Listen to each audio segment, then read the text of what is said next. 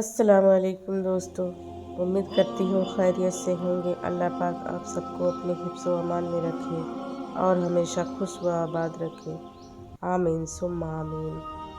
صبر نے حضرت یوسف کو عزیز مصر بنایا، جبکہ توکل نے حضرت موسیٰ کو دریا پار کروایا۔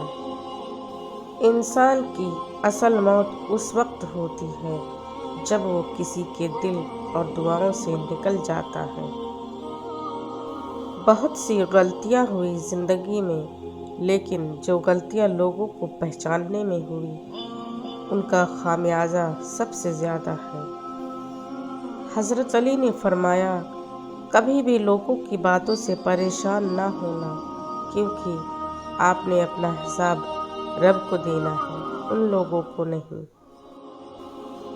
کسی کے بھی حالات کے سمجھے بغیر صرف اس کے لفظوں سے جج مت کرو۔ ایسا نہ ہو کہ جب تم کو اس کے حالات اور دل کی خبر ہو، تب تک بہت دیر چکی ہو۔ اور پتہ ہے سکون کیا ہے؟ اکیلے بیٹھ کر اللہ سے باتیں کرنا۔ رشتے بنانے سے پہلے رشتوں کا تقدس سیکھیں۔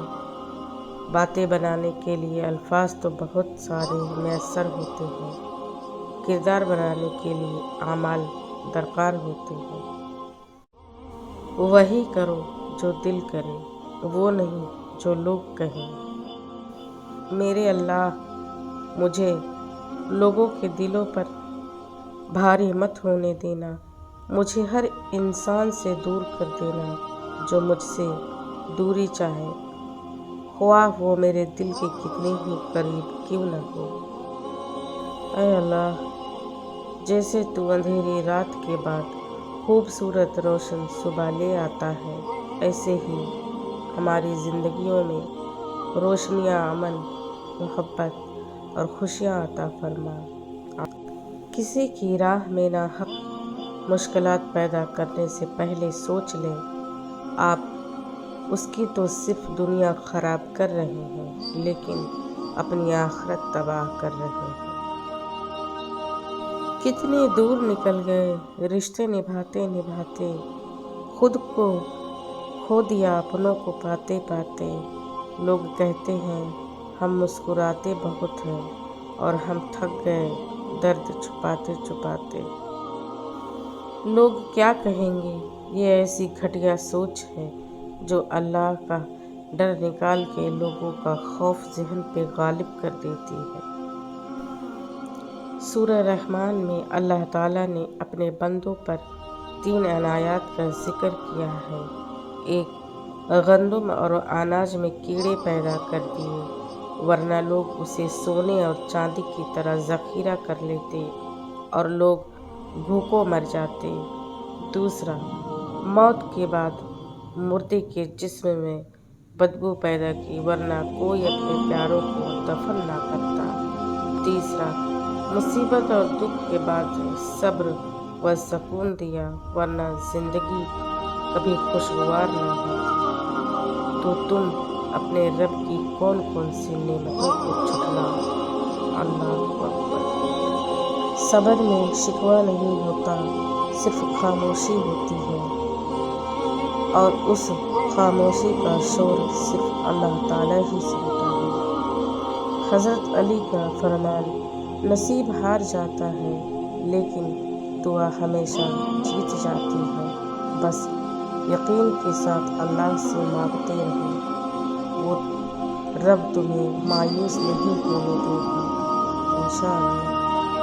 ہاتھوں سے موتی بکھر جائے تو انہیں سمیٹنا آسان ہے، مگر الفاظ سے کسی کی ذات بکھر جائے تو اس کا سنبھلنا بہت مشکل ہوتا ہے۔ مخلص لوگ بہت کمزور ہوتے ہیں اور دھوکہ بھی جلد ہی کھا لیتے ہیں، کیونکہ وہ اپنے خلوص کی وجہ سے نرم پڑ جاتے ہیں اور زمانہ ان کو نگلنے کی کوشش کرتا ہے، لیکن ان کی مدد اللہ کرتا ہے۔ دھوکہ کھانے والوں کو سکون مل جاتا ہے، لیکن دھوکہ دینے والوں کو کبھی سکون نہیں ملتا۔ वो भटकते रहते हैं।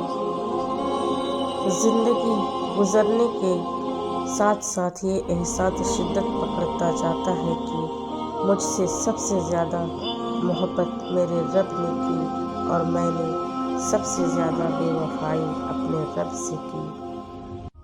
जब यकीन का रिश्ता अल्लाह ताला से जुड़ जाता है तो वो अपने बंदों को कभी मायूस नहीं करता।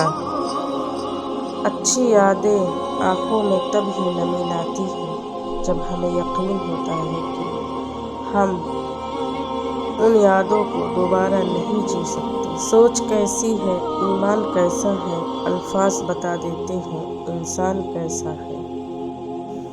बेहतरीन इंसान वही है जो अपनी बातों से दूसरों के जज्बात को ठेस न पहुंचाता। जिंदगी बहुत तल्ख है और उसमें लोग अपने अपने हिस्से का जहर मिलाना सवाब समझते हैं।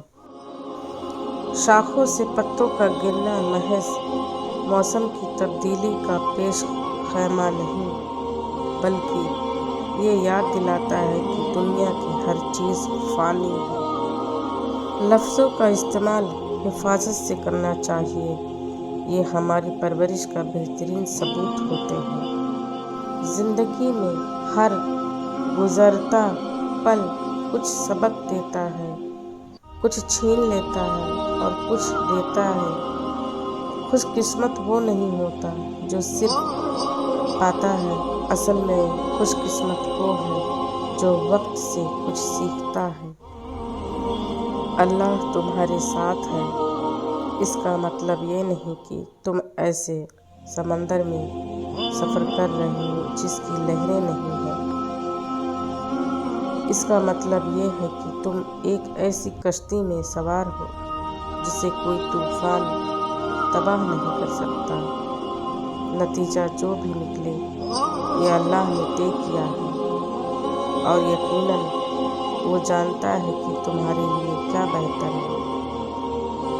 दोस्तों, वीडियो पसंद आए तो इसे वॉच, लाइक, शेयर और चैनल को सब्सक्राइब ज़रूर करें। मैं आप सबकी शुक्रगुजार रहूँगी।